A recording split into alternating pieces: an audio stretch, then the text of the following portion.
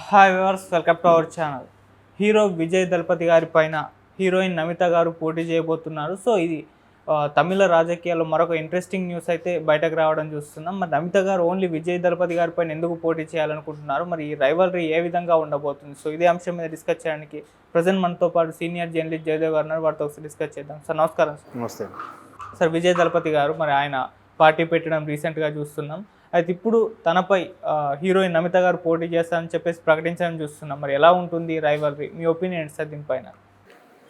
విజయ్ గారు పార్టీ పెట్టడం అనేది కొంచెం ఆశ్చర్యము. అండ్ అవునా, అంటే అంత ఫాలోయింగ్ ఉంది, కానీ రజనీకాంత్ లాంటి సూపర్ స్టార్లు కూడా డ్రాప్ అయిపోయారు కదా. పెట్టాలా వద్దా, పెడదామా వద్దా, యూనియన్స్ ఫ్యాన్స్ అసోసియేషన్తో మీటింగులు, తర్వాత ఆయన మళ్ళీ ఆశ్రమంకి వెళ్ళి వచ్చి అడిగి పెడితే బాగుంటుంది అనుకోవడం, మళ్ళీ డ్రాప్ అవ్వడం, తర్వాత ఆయన అనారోగ్యం పాలవడం, మళ్ళీ మీటింగ్ పెట్టడం, మొత్తానికి అది ఇది నాంచారు, కానీ ఎందుకో ఆయన ధైర్యం చేయలే. బట్ విజయ్ గారు మాత్రం సడన్గా ఒక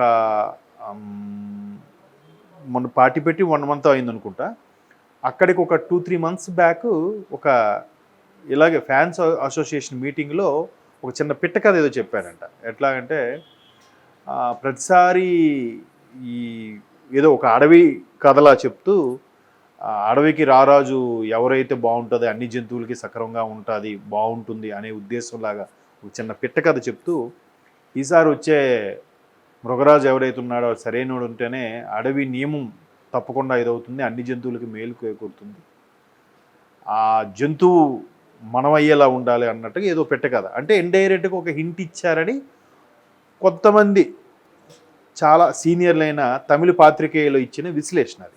అయితే ఈ తమిళ పాత్రికేయులు ఇచ్చిన విశ్లేషణలో ఊరికే అంటే లేదు, ఆయన ఎప్పుడు ఏ తమిళ రాజకీయ పార్టీలో కానీ మొగ్గు చూపినట్టు కానీ, లేదంటే ఎదురు తిరిగినట్టు కానీ, లేదంటే ఖండించినట్టు కానీ ఎక్కడ ఏం అనుకోలేదు.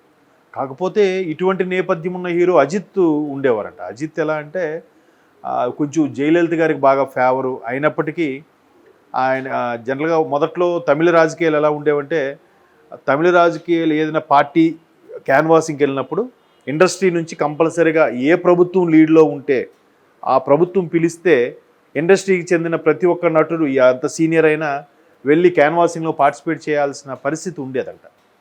అటువంటి పరిస్థితిని అజిత్ లాంటి వ్యక్తులు వచ్చి ఖండించి, ఇట్లా కరెక్ట్ కాదు, ఇలాగా మీరు అందరినీ పిలిస్తే ఇబ్బంది కలుగుతుందనే ఉద్దేశంతో ఆయన ఎదురు తిరిగిన సందర్భాలు ఉన్నాయి. కానీ అంటే మేబీ డిఎంకేగా ఉన్నప్పుడు ఆయన ఎదురు తిరిగారేమో, అందుకే అతనికి తెలియకుండానే జయలలిత గారికి ఫేవర్ అయ్యి ఉండొచ్చు నేను అనుకుంటున్నాను. కాకపోతే జయలలిత గారు చనిపోకపోతే అజిత్ గారు కూడా ఒక ఏఐడిఎంకే పార్టీలో సముచిత స్థానం ఉండేది అనే ఒక అభిప్రాయం. అయితే ఇవన్నీ వెరసి రజనీకాంత్ గారు లాంటి వాళ్ళు సైడ్ అయిపోయారు. బట్ కమల్ హాసన్ గారు పార్టీ పెట్టారు. బట్ ఇప్పుడు ఆయన కమల్ హాసన్ గారు డిఎంకేతో కలిసి రేపు సార్వత్రిక పార్లమెంటరీ ఎన్నికలకి బరిలో దిగబోతున్నారు. కమల్ హాసన్ గారు డిఎంకేతో కలిసి పోటీ చేయడం వల్ల పోనీ ఆయన కూడా రాజకీయాలు కావాలా వద్దా అనుకుని కొన్ని రకాల పరిస్థితుల్లో పెట్టాల్సి వచ్చింది. బట్ అంతకుముందు ఒక సూపర్ స్టార్ విజయకాంత్ గారు కూడా పార్టీ పెట్టారు. బట్ ఆయన ఎప్పుడు ప్రతిపక్షానికే పరిమితం అయ్యారు, కానీ ఒక ఎంజి రామచంద్రన్ గారి లాగా, లేదంటే ఒక కరుణానిధి గారి లాగా అంత ముఖ్యమంత్రి అయ్యే జయలలిత గారి లాగా ముఖ్యమంత్రి అయ్యే స్థాయికి అయితే వెళ్ళలేకపోయారు. పాప దురదృష్టవశాత్తు రీసెంట్గా విజయకాంత్ గారు మరణించారు. అయితే ఇప్పుడు ఇలాంటి సందర్భంలో ఎవరు రాజకీయ పార్టీ రావట్లేదు, సూపర్ స్టార్లు ఎవరు కూడా ఉండట్లేదు అనుకున్న టైంలో విజయ్ గారు ఈ విధంగా మాట్లాడడము, అనూహ్యంగా ఆయన చెప్పిన పెట్టకథ చెప్పిన 2-3 నెలలకే ఒక పార్టీ అనౌన్స్ చేసేయడం. ఆ అనౌన్స్మెంట్ కూడా ఇప్పుడు 2024లో వచ్చే పార్లమెంటరీ సార్వత్రిక ఎన్నికలకి పోటీ చేయట్లేదు, 26లో తమిళనాడు రాష్ట్ర ఎన్నికలకి సంబంధించి మాత్రం పోటీకి సిద్ధంగా ఉంటాను, అందరూ కూడా శ్రేణులు రెడీగా ఉండాలని స్టేట్మెంట్ ఇచ్చారు. సో ఆయన ధైర్యం ఏంటంటే, సినిమాలు చేస్తున్నారు, ఎప్పటి నుంచో ఉన్నారు, చిన్నప్పటి నుంచి చైల్డ్ ఆర్టిస్ట్ ఆయన, అసలు ఎందుకులే ఇది ఒక హీరోనా స్టారా అనుకున్న వ్యక్తి సూపర్ స్టార్గా వరుసగా ఈ మధ్యకాలంలో తెలుగు ప్రేక్షకులు కూడా బాగా దగ్గరయ్యిన తరుణంలో పార్టీ పెట్టడము, పార్టీకి కూడా కొంతవరకు స్పందన వచ్చింది. చూద్దాం మరి, అంటే ఎంతవరకు వెళ్తుందనేది తెలియదు. ఎందుకంటే చిరంజీవి గారు లాంటి వాళ్ళకి, విజయకాంత్ గారు లాంటి వాళ్ళకి కూడా పరాభవం తప్పలేదు. పరాభవం ఇన్ ద సెన్స్ ముఖ్యమంత్రి పీఠం దక్కించుకునేంత ఇదైతే లేదు. అయితే ఇప్పుడు విజయకాంత్ గారిలో పెట్టడం, ఆయన ఎక్కడి నుంచి పోటీ చేస్తారు అన్న అంశం ఇంకా తెర మీదకి రాకుండానే, ఎన్ని స్థానాలతో పోటీ చేస్తారనే అంశం ఇంకా తెలియకుండానే ఆయన మీదకి పోటీగా ఒక విధంగా తమిళ ఇండస్ట్రీలో దేవత అనుకోవచ్చు నమిత గారిని. అంటే ఒక పెద్ద తలకాయతో ఢీ కొడితే పరాభవమైన ఒక పేరు వస్తుంది, ఆవిడ ధైర్య సాహసాలు మెచ్చుకుంటారని అవ్వచ్చు.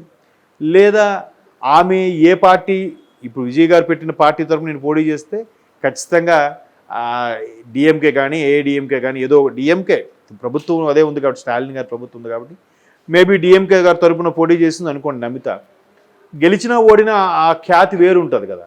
సో అటువంటి నమ్మకంతో అటువంటి స్టేట్మెంట్ వచ్చేలాగా ఆమె దిగబోతుంది. గతంలో వీళ్ళిద్దరూ సినిమా కూడా చేసినట్టున్నారు. ఆ విజయ్ గారి సినిమాల్లో 2-3 ఐటమ్ సాంగ్స్ చేశారు, సినిమా హీరోయిన్గా కూడా చేశారు. అనాగియా అని, అది జడ్ అని ఉంటుంది. బట్ వాళ్ళు మనకి 2 ఉంటాయి, నా అని, బట్ వాళ్ళకి 3 ఉంటాయి. సో అలాగా ఇప్పుడు కనిమూలి అని ఉంది అనుకోండి, ఆ లాని కూడా ఈ జడ్ పెట్టి యూజ్ చేసి వాడుతారు. బట్ అది అనాగియా అనేదో తమిళ సినిమా, శ్రియా ఒక హీరోయిన్, ఈమె ఒక హీరోయిన్, అందులో విజయ్ డ్యూయల్ రోల్గా చేశారు. సో మేబీ అంటే సినిమా వేరు ఇది వేరు, బట్ ఆవిడకి అంత ఇమేజ్ ఉంది. తర్వాత ఆవిడ చాలా ఫ్యాటీగా తయారయ్యారు, సినిమాలు కూడా తగ్గిపోయాయి.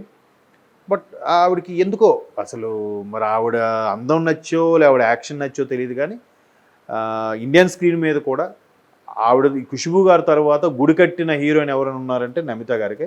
తర్వాత రీసెంట్గా హన్సిక గారికి కూడా, హన్సిక ఉన్నారు కదా దేశ్ముదురి హీరోయిన్, ఆవిడకి కూడా గుడి కట్టారని విన్నాను. బట్ ఖుష్బూ తర్వాత మళ్ళీ నమిత గారికి ఎక్కువ నేమ్ ఉండేది. బట్ అలాంటిది తలపతి విజయ్ గారి మీద పోటీ చేయడం అనేది ఆవిడ ఎందుకు అలా పూనుకున్నారో, లేదంటే మనకి తమిళ ఇండస్ట్రీ గురించి పూర్తిగా తెలియదు కాబట్టి, గతంలో ఇప్పుడు ఎలాగా మనకి రోజా గారికి కమల్ హాసన్ గారికి ఎలాగైతే కోల్డ్ వార్లు నడిచాయో మీడియాలో, అలాగే వీళ్ళకి మీరు కోల్డ్ వార్లు నడిచాయేమో తెలీదు. మేబీ అట్లాంటి ఇండస్ట్రీకి సంబంధించి ఏమైనా ఉన్నా కానీ, లేదంటే కొంతమంది లేదా ఆయన నాకు చాలా ఇష్టం అందుకే ఆయన మీదే పోటీ చేస్తారని చెప్పేవాళ్ళు కూడా ఉన్నారు. వర్మ గారు మన దగ్గర ఏమంటారు, నాకు పవన్ కళ్యాణ్ అంటే చాలా ఇష్టం అంటుంటారు. పవన్ కళ్యాణ్ గారిని బద్నాం చేసేలాగే అన్ని స్టేట్మెంట్లు ఇండెడ్గా ఇస్తూ ఉంటారు. సో మరి ఆవిడ ఎందుకు అలా డిసైడ్ చేశారో చూద్దాం. మరి 2026 అంటే మధ్యలో ఇంకో 2 ఇయర్సే ఉంది. తమిళనాడు ఎన్నికల్లో ఆయన ఎక్కడి నుంచి పోటీ చేస్తే అక్కడి నుంచి పోటీ చేయడానికి సిద్ధంగా ఉన్నారని స్టేట్మెంట్ ఇచ్చారు. మేబీ ఆవిడ వెనక ఎవరి నుండి ఇప్పించారా, ఇప్పటి నుంచి ఆయన్ని గ్రాఫ్ తగ్గించడానికి ఇటువంటి ప్రయత్నాలు జరుగుతున్నాయో ఏమో చూడాలి. మరి ఇంకోటి ఏంటంటే విజయ్ గారికి కొంచెం మైనస్ ఏంటంటే కమ్యూనిటీ. ఆయన విజయ్ యాంటోనీ ఏదో సంథింగ్ అది పేరు, క్రిస్టియన్ యాక్చువల్గా ఆయన. సో ఆ పరంగా కొంత మైనస్ ఉంది.